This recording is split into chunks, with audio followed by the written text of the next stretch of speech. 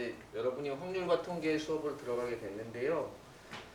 확률과 통계는 어떤 부분에 있어서 조금 까다로운 부분이 있어요.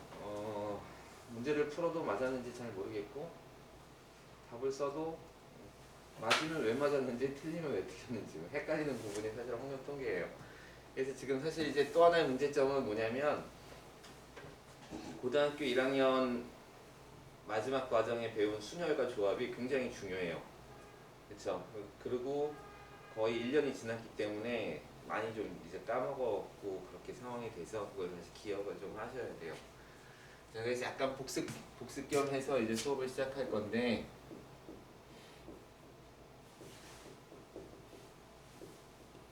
확률과 통계 이제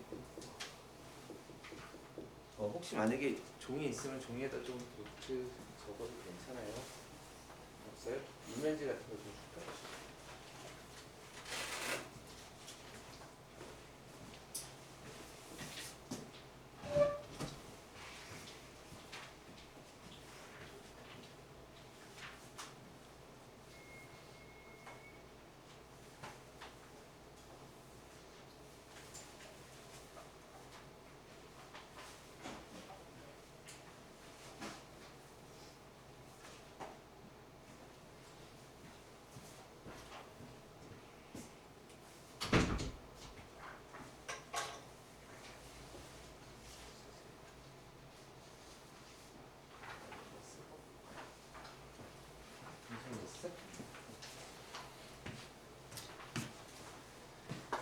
확률과 통계에 처음에 나오는 건 이제 경우의 수라는 거죠. 경우의 수.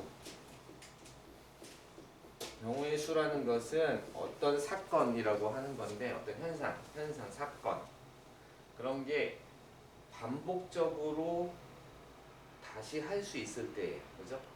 반복적으로 시행할 수 있을 때, 반복적으로 할 수 있는, 반복할 수 있는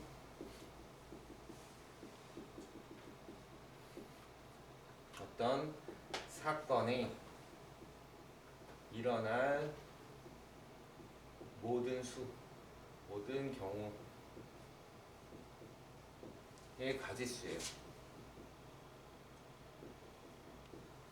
그럼 경우의 수를 다시 또 쓰니까 좀 애매하네, 그치? 이렇게 합시다. 사건이 일어날 모든 경우의 수. 그러니까 다시 말해서 주사위를 던지면 1, 2, 3, 4, 5, 6, 6가지 경우가 생길 수 있는 거죠.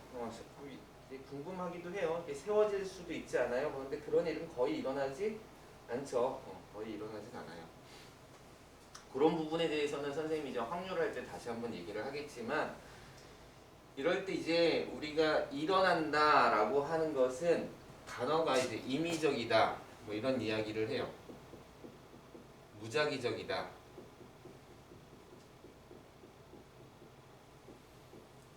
이건 무슨 얘기냐면 내 의도가 전혀 들어가 있지 않아야 돼요. 바램은 있을 수 있어. 주사위를 던질 때 3이 나오기를 바라고 던질 수는 있지만 3이 나오도록 이렇게 놓으면 안 돼요. 알겠죠? 이게 이제 무작위적이라는 거예요. 그러니까 어떻게 나올지 모르는, 전혀 모르는, 내가 예상할 수 없는, 그러니까 작정하고 뭔가를 하지 않는. 그랬을 때 그냥 일어나는 사건을 기대할 수밖에 없는 경우를 갖다가 우리가 그렇게 했을 때 나오는 모든 가지수를 우린 경우의 수라고 해요. 경우의 수를 세려면 일반적으로는 무작정 하나하나 세는 거예요. 그게 제일 중요해요. 그래서 처음의 경우는 어떻게 셀 수 있냐면 그냥 일일이 세는 거예요. 근데 이 하나하나 센다라는 것이 사실 꽤 까다롭죠. 그래서 나오는 게 여러분한테 나오는 그 이야기가 그 뭐라 그러죠? 혹시 단어가 생각이 안 나네? 이렇게 가지치기 하는 거. 그렇죠? 그래서 네, 이렇게 가지 쳐가면서 이렇게 세는 거죠. 그렇게 세는 거예요. 갑자기 단어가 생각이 안 나네요. 나오면 선생님이 좀 알려줄게요. 갑자기 떠오를 거예요. 요즘에 선생님 단어가 잘 생각이 안 나요. 그 다음에 이제 여러분이 배운 게 순열이 있고 조합이 있는 거예요. 이건 어떤 특정한 조건이 만족하기 때문에 순열적으로 셀 거다, 조합적으로 셀 거다 이렇게 이야기하죠. 그런데 여기서 이제 여러분이 배워야 될 가장 중요한 두 가지가 있는데 첫 번째가 뭐냐면 이 세는 방법인데 결국은 어떤 거냐면 이걸 이제 머릿속에 잘 기억해야 돼요. 중복 없이 빠짐 없이.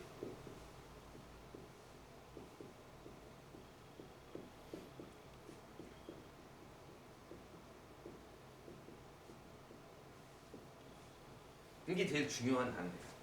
경우의 수에서 가장 머릿속에 꼭 기억해야 될 것은 센 걸 또 세지면 안 되고, 그죠? 이걸 중복됐다라고 얘기하는 건데, 그래서 중복돼서 세면 안 되고요. 세야 될 거를 놓치면 안 돼요. 빠짐없이. 너무 당연한 얘기죠. 근데 이 너무너무 당연한 이야기가 머릿속에 항상 들어가서 만약에 답이 틀렸다면 예를 들어서 10개가 나와야 되는데 15개가 나왔다면 무슨 일이야? 중복으로 셌다는 거예요. 어디서 내가 중복으로 셌는지를 생각하셔야 돼요. 아, 난 틀렸구나. 다시 풀어야지. 이런 게 아니라 어디서 내가 중복으로 셌을까? 만약에 답이 20개가 나와야 되는데 15개밖에 안 나왔어요. 그럼 5개가 빠졌다는 얘기죠. 물론 중복을 하고도 빠졌을 수도 있어요.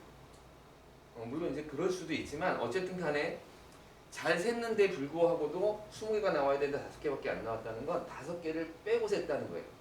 그런 경우가 어디서 생겼는지를 고민하셔야 돼요.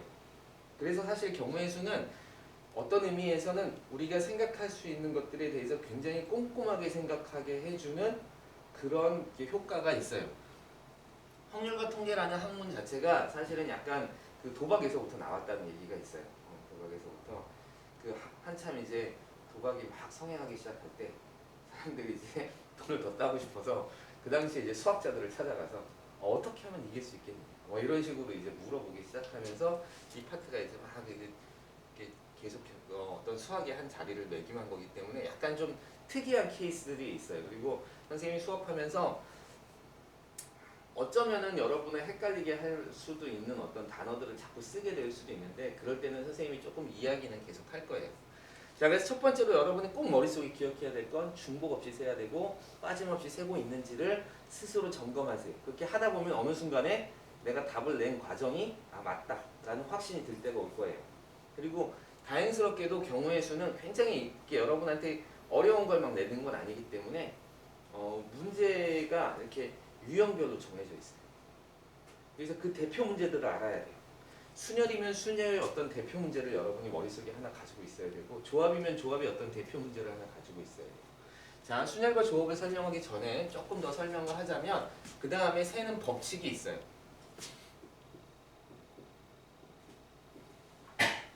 세는 법칙이 있는데 이건 이제 책마다 조금 다르긴 해요. 책에는 정확하게 써 있긴 하지만 선생님은 이제 선생님 방법대로 설명을 할게요. 하나가 합의 법칙이 있고요. 두 번째가 이제 곱의 법칙이 있어요.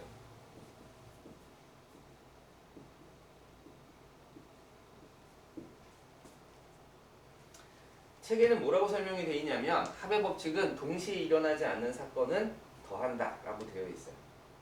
A라는 사건이 법칙 A라는 사건의 경우가 A개고 B라는 사건의 경우가 B개라고 합시다. 그쵸? 근데 만약에 이 A 사건과 B 사건이 동시에 일어나지 않으면 A와 B는 더한다 라고 이야기되어 있어요. 그래서 합의 법칙은 이 경우의 수를 A 더하기 B 이렇게 나와 있는 게 합의 법칙이에요. 곱의 법칙은 어떻게 되어 있냐면 동시에 일어나는 사건의 경우의 수는 곱한다 라고 되어 있어요. 그래서 A 곱하기 B 라고 되어 있는데 사실 이 설명이 조금 까다로워요. 선생님 생각하기에는. 그래서 선생님 생각하기에는 이제 이렇게 선생님은 설명을 할 거예요. 합의 법칙을 어떤 사건을 뭐라고 볼 거냐면 전체 사건과 부분 사건으로 보려고 해요.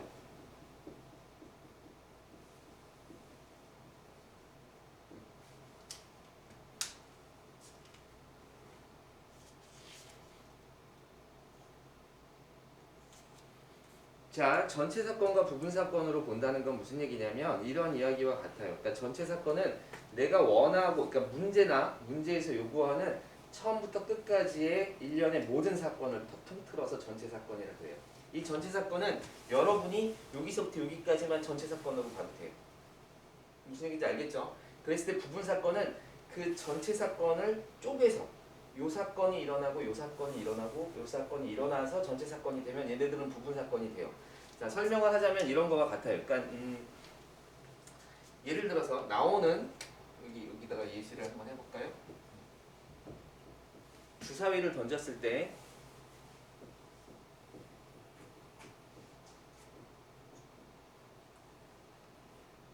두 눈의 수의 합이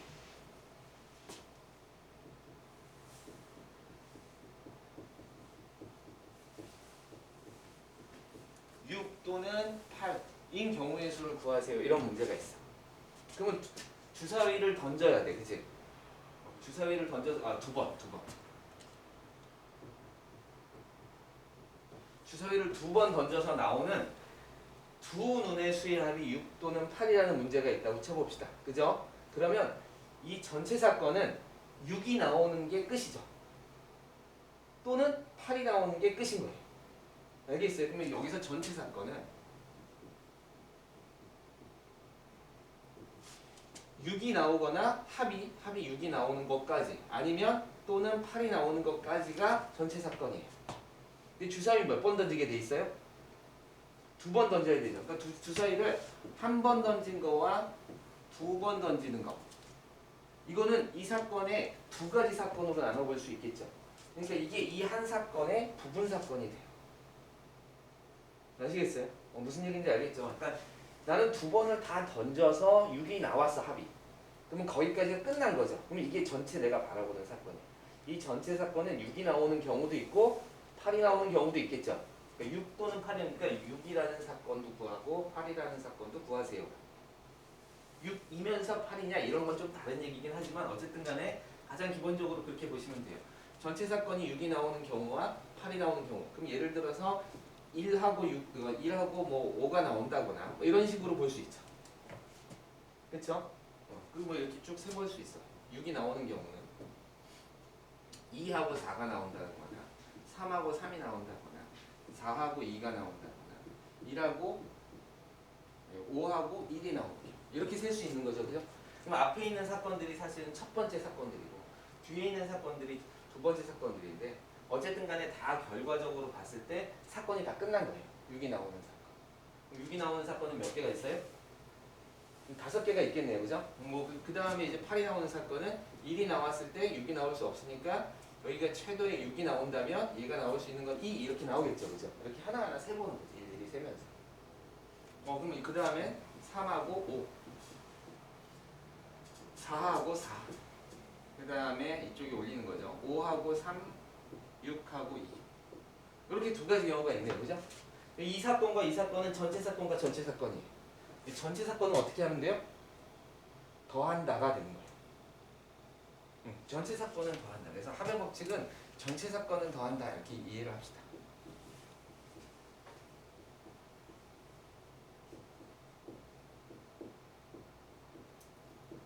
고배 법칙은 부분 사건은 곱한다. 계속 조금 설명을 더 할게요. 이건 이제 선생님 방식이라서 여러분이 조금 따라오기를 바라긴 하는데, 자, 두 번째 예시 중에서 이런 문제도 할 수 있어요. 예를 들어서 남학생 4명과 여학생 3명이 있어요. 그쵸? 남학생 4명과 여학생 3명에서 대표를 2명 뽑는 경우를 구하세요. 뭐 이런 거. 대표를 1명씩 뽑는 경우를 구하세요. 대표 1명씩.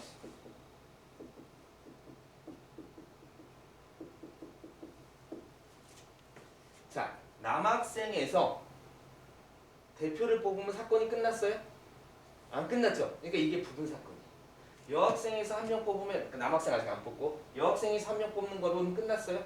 안 끝난 거죠. 그러니까 얘도 부분 사건이에요. 그럼 이렇게 보는 거죠. 대표를 1명씩 뽑아라고 했으니까 남학생에서 대표 1명 뽑는 경우가 몇 가지가 있어요? 4가지가 있겠죠. 자, 따로 사건을 봅시다. 여학생 3명 중에 대표 1명 뽑는 경우는 몇 가지가 있겠어요? 3가지가 있겠죠. 3명이 있으니까 한 더 이렇게 나와요. 얘는 전체는 남학생도 1명 뽑아야 되고 여학생도 1명 뽑아야 되는 거죠. 여기까지 돼야 전체 사건이 되는 거죠. 그러니까 얘는 그 사건을 이루는 각각의 부분 사건인 거예요. 이 부분 사건은 어떻게 하라고? 곱하시면 돼요. 부분 사건은 곱하시면 돼요. 그래서 여기에는 경우의 수가 12가지 이렇게 나오는 거예요.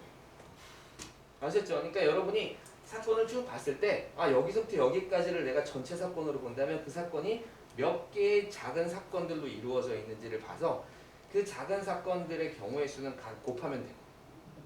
내가 원하는 거기까지의 사건들이 이렇게 여러 개가 나왔으면 걔네들은 전체 사건의 경우의 수니까 더하시면 돼요. 같은 생각으로 이제 이런 문제도, 그러니까 가장 간단한 문제가 이런 문제죠.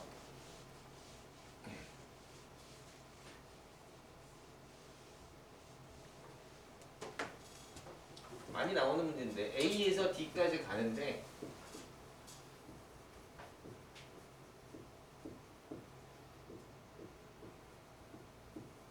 이렇게 있어요.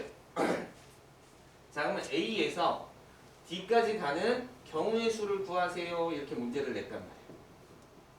그럼 전체 사건은 어디서부터 어디까지 가야 돼? A에서 D까지 가야 전체 사건인 거예요. 이걸 물어봤으니까 여기서부터 여기까지를 전체 사건으로 보는 거예요. 근데 가만히 보니까 사건은 여러 가지로 나눠져 있네요. 그죠? A에서 어디를 거쳐서? 물론 여기도 길이 있을 수 있어요. 여기도 길이 있으면 그것도 푸시면 돼요. 여기도 만약에 이렇게 여기도 노선이 이렇게 있다고 해봅시다. 그렇죠? 그러면 A에서 어떻게 갈 수 있어? D를? B를 거쳐서 D를 갈 수도 있겠죠? A에서 D로도 갈 수 있겠죠? 바로 A에서 C를 거쳐서 D로 갈 수도 있겠죠? 그죠? 그럼 여기서 여기까지 결국은 다 A에서 D, A에서 D, A에서 D를 갔으니까 다 무슨 사건인 거야? 이건 다 전체 사건인 거예요. 근데 A에서 D를 가는 과정에 여기가 좀 나눠져 있죠? A에서 B로 몇 가지 경우가 있어? 2가지가 있죠. B에서 D는 몇 가지가 있어? 3가지가 있죠. 그러니까 얘는 A에서 D로 가는 전체 사건 입장에서 봤을 때 2개의 부분 사건이 되는 거죠. 그러니까 얘네는 어떻게 하면 돼? 곱하시면 돼요. 그럼 6가지가 나오네요. A에서 D로 가는 경우의 수는 몇 가지예요? 여기 2가지 있죠? 길이 2가지 있으니까. 자, A에서 C로 가는 경우의 수는 3가지. C에서 D로 가는 경우의 수도 3가지죠? 그러니까 얘도 어떻게 하면 돼? 곱하시면 돼요. 그래서 9가지. 이렇게 나오죠. 그럼 다 A에서 D 가고 A에서 D 가고 A에서 D 가는 걸 난 전체 사건으로 봤으니까 이 사건과 이 사건은 이 사건의 경우의 수는 어떻게 한다? 전체 사건은 더하시면 돼. 그쵸? 그러니까 얘의 경우의 수는 더하면 8, 7 더해서 전체 17가지 이렇게 문제를 풀 수 있는 거예요. 아시겠죠? 그러면 이제 결국은 교과서에 나와 있는 설명을 조금 더 이해하자면 이런 거예요. 이 길로 갔으면 이 길로 갈 수 있어? 없죠. A에서 B, D로 가기로 한 순간 C는 거칠 수 없어요. 그게 바로 동시에 일어나지 않는다라는 뜻이에요. 동시에 일어난다는 뜻은 시간적으로 같은 시간이 아니라 일어나고 연속해서 일어날 수 있다라는 게 동시에 일어나는 사건이에요. 그걸 이제 책에서는 동시에 일어난다, 동시에 일어나지 않는다 이렇게 표시가 돼서 사실은 시간적인 문제, 여러 가지 문제로 사람들은 헷갈릴 수 있는데 여러분이 생각하기에 같은 사건이 배열이 이루어질 수 있을 때 이 사건이 일어나면서 그 다음에 또 이어서 계속적으로 일어날 수 있으면 그게 바로 고배 법칙을 말하는 동시에 일어나는 사건이 될 거예요. 알겠죠? 그래서 책의 내용은 그렇게 이해하시면 돼요. 그걸 선생님은 이제 전체 사건과 부분 사건이라고 좀 계속적으로 설명해 나가면서 할 거예요. 그러니까 전체 사건은 더하고 부분 사건들은 곱한다. 그럼 부분 사건은 뭐냐? 전체 사건을 쪼개서 봤을 때의 사건이에요. 이해됐죠? 조금 그렇게 이해합시다. 문제 이해됐어? 오케이. 자, 그렇게 해서 여러분이 이제 합의 법칙과 고배 법칙을 통해서 요즘에는 문제가 특히 모의고사 문제는 상문제에 올라가면 꽤 경우를 많이 세야 돼요. 경우를 많이 세요. 그럼 경우가 여러 개가 나와. 그게 사실 일일이 세는 거예요.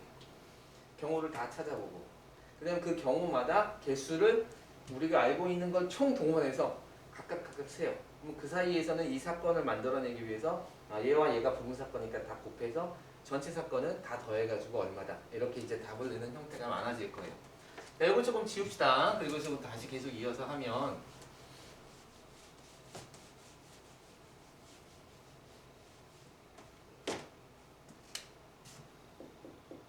생각나잖아.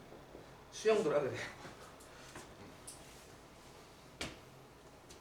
이게 사실 가지치기로 얘를 먼저 하나 넣고 얘를 고정시키고 나머지 몇 개 세는 방식을 갖다가 우린 수영도라 그래요.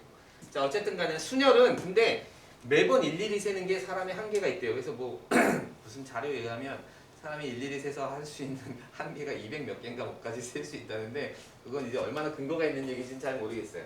어쨌든 간에 우리는 일일이 세는데 한계를 가지고 있고 그래서 규칙을 찾아내기 시작했어요. 그래서 순열이라는 것은 만약에 어떤 조건으로 나열할 때 순서로 나열할 때 순서대로 나열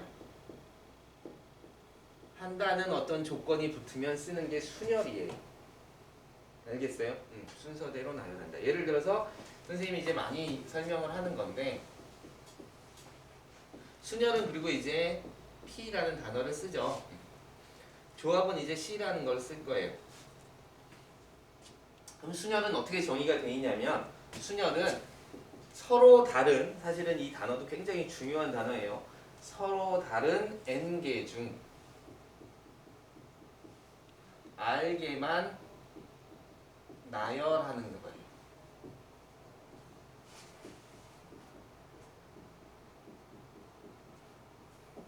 자, 우리가 7개의 수 중에서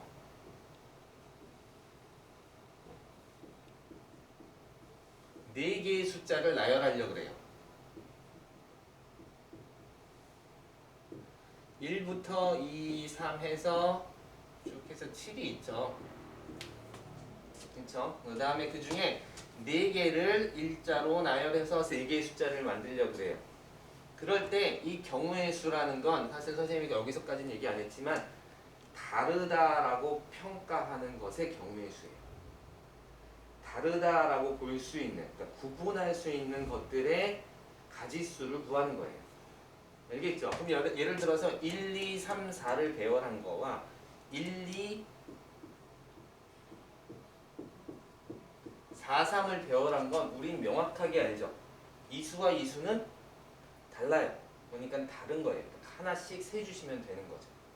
그렇죠? 이걸 우리는 이제 경우의 수를 세는 방법이다 그래요. 그래서 다르다라고 구분할 수 있는 게 이제 몇 가지냐. 그게 왜 중요하냐면 이제 확률 통계 처음 들어가면 원순열부터 들어가는데 거기서부터 이제 그 얘기가 본격적으로 시작이 되기 시작해요. 그래서 조금 기억하셔야 돼요.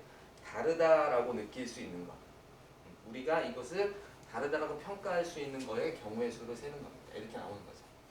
자, 그래서 4개를 배열하려고 그러는데 우리 이것은 여러분 잘 알고 있는 거예요. 그래서 지금 복습처럼 하는 거고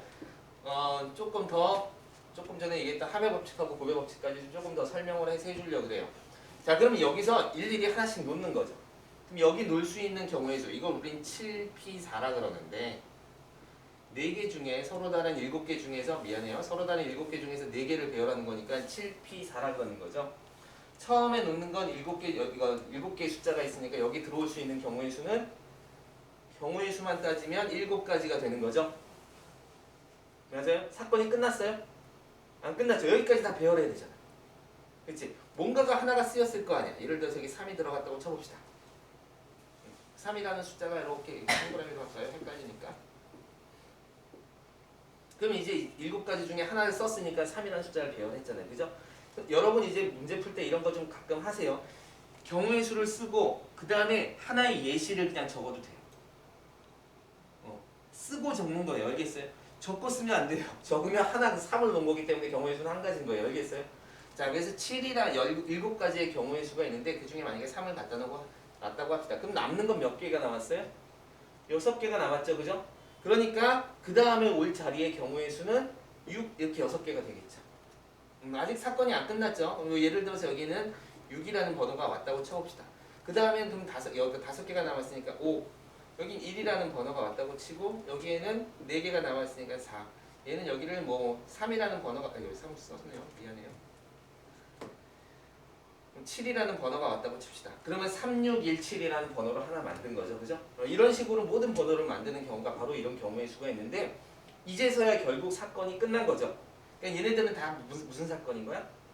부분 사건인 거예요. 그러니까 얘네들은 다 곱하시면 돼요. 그쵸?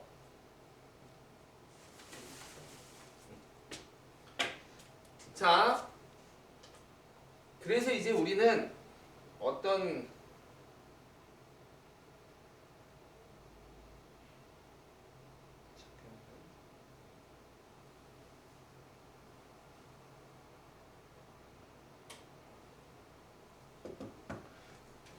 자, 그래서 우리가 이제 요거를 이제 어떻게 쓸 수 있냐면 NPR은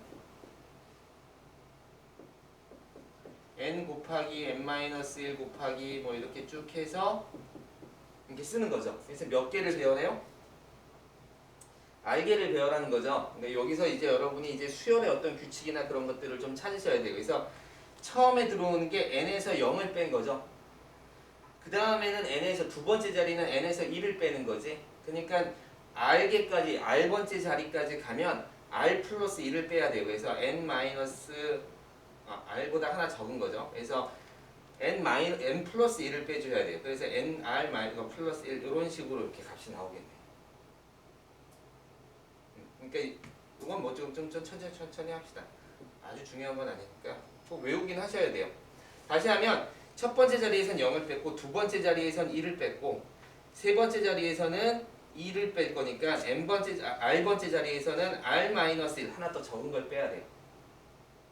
그쵸? 그러니까 이걸 빼면 마이너스 R 플러스 1이 돼가지고 이렇게 자리가 잡힐 거예요.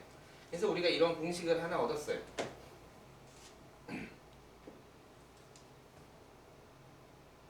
그리고 우리가 팩토리얼이라는 걸 배우죠. 팩토리얼이라는 건 이제 새로운 수로 해서 n 팩토리얼이라고 하면 n부터 하나씩 줄여서 어디까지? 1까지 곱한 값을 n 팩토리얼이라고 하고 n 팩토리얼은 값이 굉장히 커요. 굉장히 커요. 그래서 우리가 이건 조금 잘 기억하셔야 돼요. 여기서 이제 우리가 몇 가지 약속을 해야 돼요. 그래서 0 팩토리얼은 1입니다 라고 약속을 하죠. 0 팩토리얼은 1입니다. 요거만큼은 약속을 하셔야 돼요.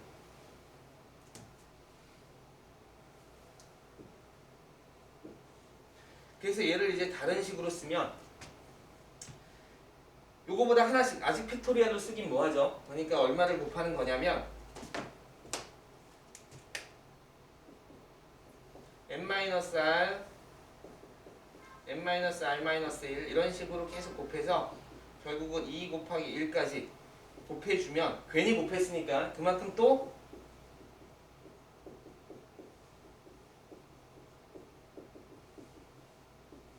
나눠주셔야겠죠?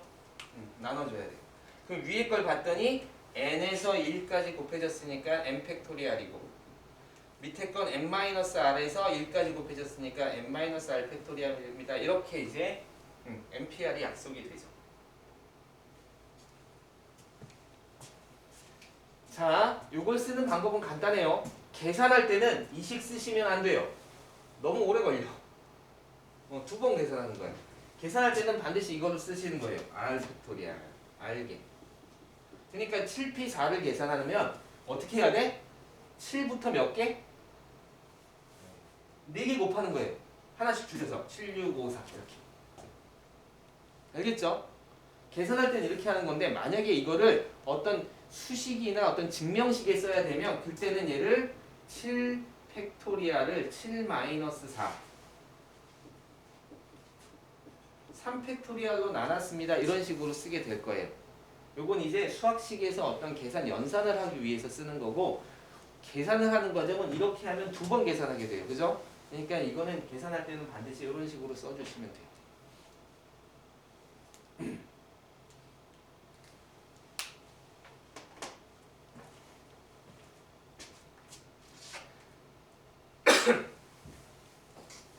좋아. 그냥 여기까지 조금 해도 넘어가도 되겠어요?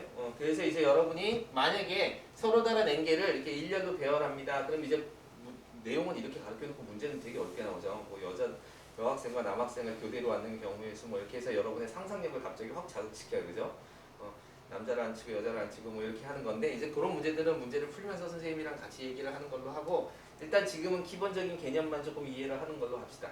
어차피 복습이라서 우리가 순열과 조합에 뭐 몇 시간을 투자하고 그렇게 하기는 조금 그렇게 필요해요? 필요하면 얘기하세요. 나중이라도 조금 더 투자를 해줄게요. 자, 조합이라는 건 뭐냐면 조합이라는 건 좀 어려운 말로 그러니까 선택 또는 구분이에요.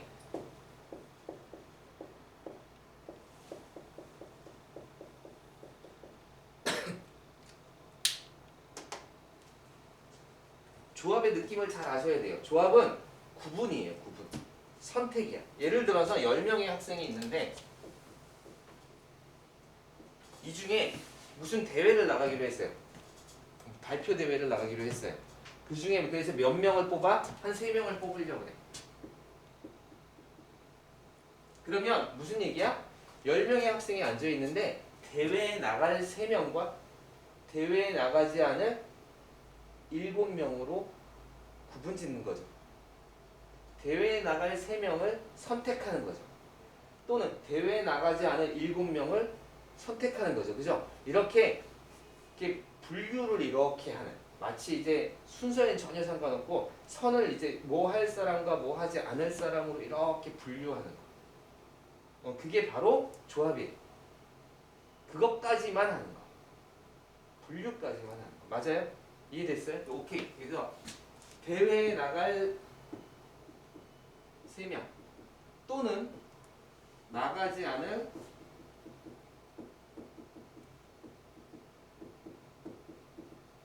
7명으로 이렇게 분류해 나가요. 알겠죠? 이렇게 분류하거나 또는 선택하는 그런 게 이제 구분 짓는 거. 그렇게 하는 것이 이제 우리가 조합이라고 해요. 조합은 어떻게 정의되어 있냐면 여기다가 좀 이어서 할게요.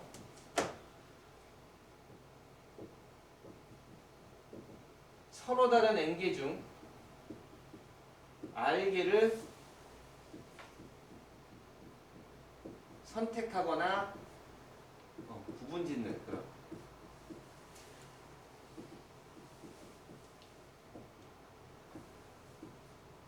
경우의 수라고 할 수 있네요. 알겠죠?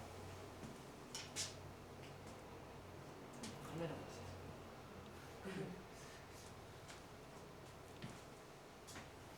n개 중 r개를 선택하거나 구분 짓는 경우의 수를 우린 조합이라고 해요. 그리고 이걸 NCR이라고 해요. 자, 이 NCR을 구하기 위해서는 사실은 조합처럼, 순열처럼 이렇게 착 나오질 않아. 그래서 얘를 어디서 뽑아야 되냐면 순열에서 뽑아내야 돼요. 그래서 그 예시가 여기 들어갈 거예요. 이런 식으로 하는 거예요. 조금 다른 색깔로 할까요?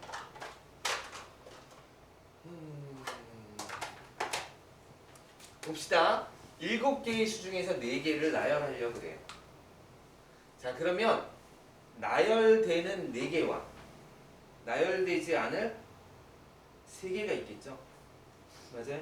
7개의 수 중에서는 나열된 4개와 나열되지 않을 3개가 있죠. 이렇게 구분되겠죠.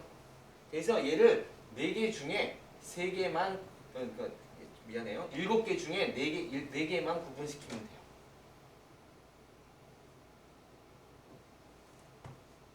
먼저. 그쵸? 그럼 내 손에 몇 개가 들어있어? 4개를 구분지었으니까 4개를 선택하는 거야. 지금 이렇게 배열할 4개를 나열할 숫자를 지금 생각하는 건데 여기 7개의 공이 있어. 그러면 일단 4개를 배열해야 되니까 4개만 내가 선택하는 거죠. 그게 7C4예요. 알겠죠? 배열할, 나열할 공 7개, 그러니까 공 4개를 구분지었죠. 선택했죠. 그럼 이걸 이제 아직 손에 있으니까 어떻게 해야 돼? 이제 내려놔야지. 4개를 4자리에 내려놓는 거죠. 그래서 여기서 4개를 4개에 내려놓는 경우의 수가 4P4예요.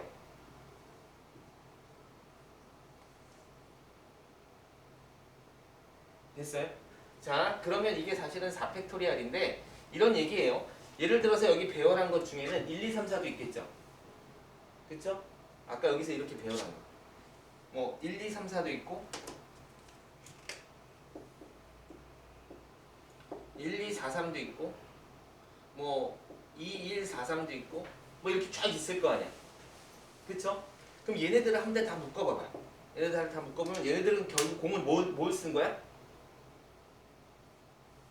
5, 4, 1, 4, 3, 2, 1도 있을 거고 쭉 있을 거 아니야. 그치? 얘네들을 한 대 다 묶었더니 얘네들은 1, 2, 3, 4만 쓴 거죠. 공을. 1, 2, 3, 4만 쓴 거예요. 얘는 어떻게 볼 수 있냐면 이렇게 볼 수 있어.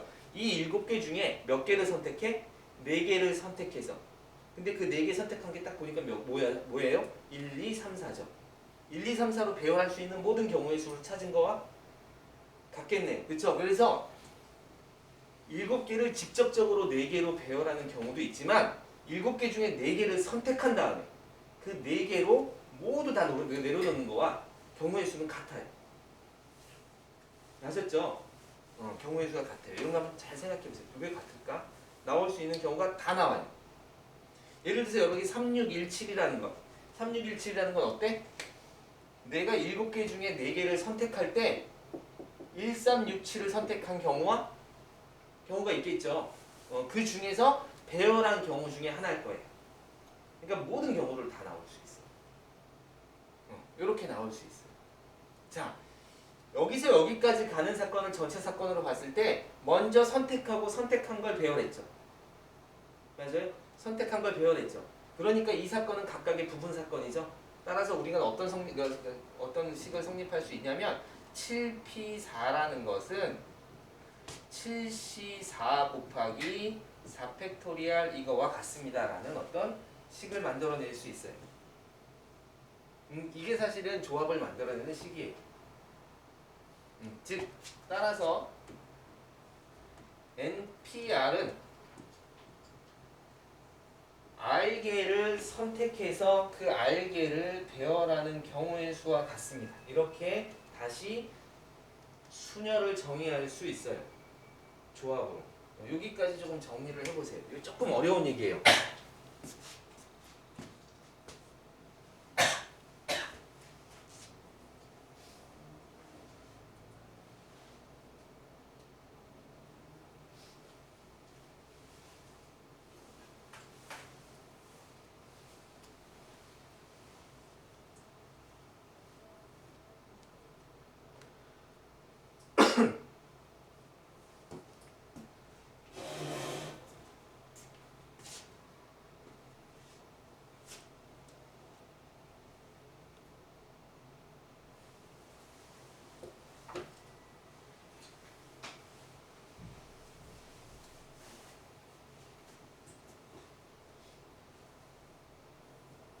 자, 나중에는 이제 여러분이 이제 사실 이제 처음에 선생님이 순열 조합 설명할 때는 이런 얘기 많이 하는데 그러니까 조합은 NCR과 뭐가 같아요? NC N-R이랑 같아요. 그렇죠? NCR과 NC N-R이랑 같아요. 왜 같냐면 아까 선생님이 설명한 과정에서 일부러 그런 이야기를 했었어요. 10명 중에 대회에 나갈 몇 명을 선택해? 3명을 선택한다 그랬죠. 그럼 대회에 나갈 3명을 선택한다는 건 대회에 나가지 않을 7명을 선택하는 거와도 같죠. 3명을 선택하는 순간 7명이 선택이 되는 거죠. 이게 구분이 되는 거잖아요. 그지? 3명을 구분 짓는 순간 7명이 자연스럽게 구분이 지어지는 거죠. 그죠? 그러니까 마치 그런 거와 같아요. 대회에 나갈 3명을 선택하는 거와 대회에 나가지 않을 7명을 이야기 듣는 거랑 똑같은 이야기라는 거예요. 7명이 대회에 7명이 안 나가? 그럼 나머지 3명은 나가는 거야. 이렇게 되는 거니까. 그렇죠? 그래서 이거랑 이거의 경우의 수가 똑같아요. 그리고 그 경우의 수 때문에 우리는 7C4보다 7C4랑 뭐랑 같아? 7C3이랑 같겠죠? 7에서 4를 뺀 7C3이랑 같아요. 따라서 7C4랑 7C3이랑 같은 거기 때문에 7C4보다 7C3이 계산하기가 좀 빨라요. 그래서 가능하면 나오자마자 바로 바꿔서 계산할 때는 그렇게 쓸 필요가 있어요. 자, 문제를 조금 이따 적용을 한다고 치고 그래서 우리는 여기서 이제 뭘 구할 수 있냐면 NPR을 R 팩토리얼로 나눈 값이 되는 거고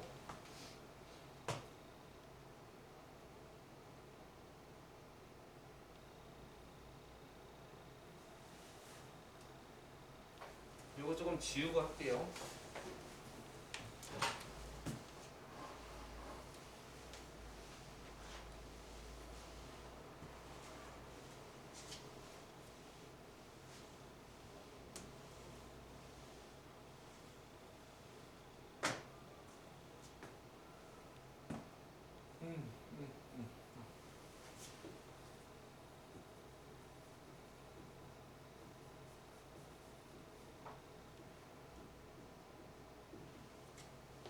NPR이라는 것은 n부터 요것도 역시 계산할 때 쓰는 거죠. 이게 지금 문자로 쓰여 있어서 좀 어려운데 할만해요. R 팩토리얼이니까 R만 그냥 R 팩토리얼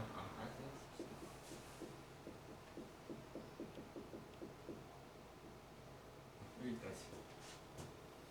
또 요거를 어떤 증명식이나 수식을 쓰기 위해서 쓰면 NPR을 이렇게 나타낼 수 있으니까 여기가 요만큼이 NPR이고요. n-r 그 다음에 R 팩토리얼로 나눠줘야 되니까 이런 공식이 만들어지는 거예요.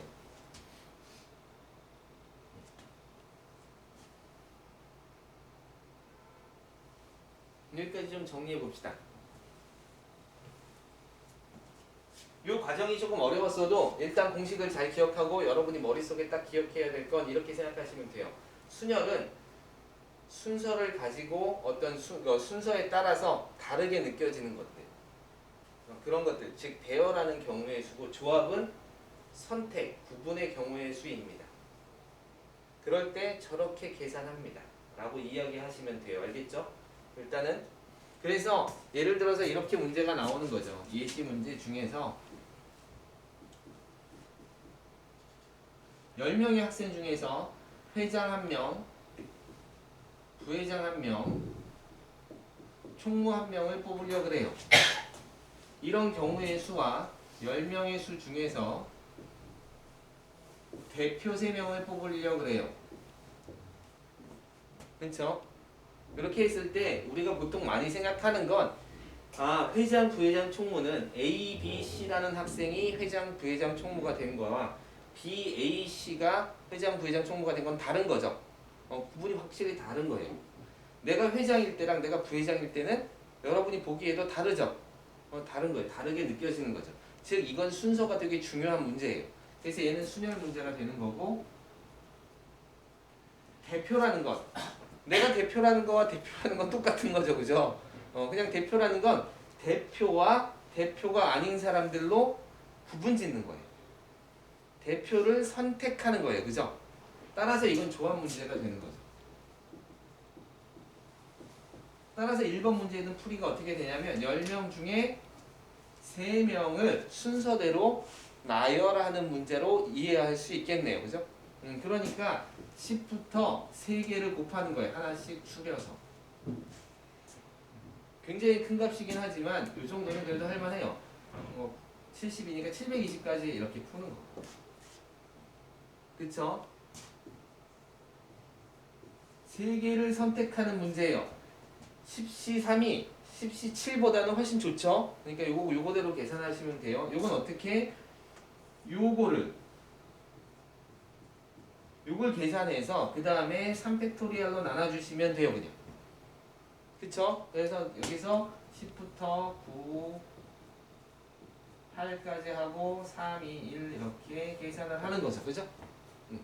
그럼 여기는 계산하기가 좀 낫네요.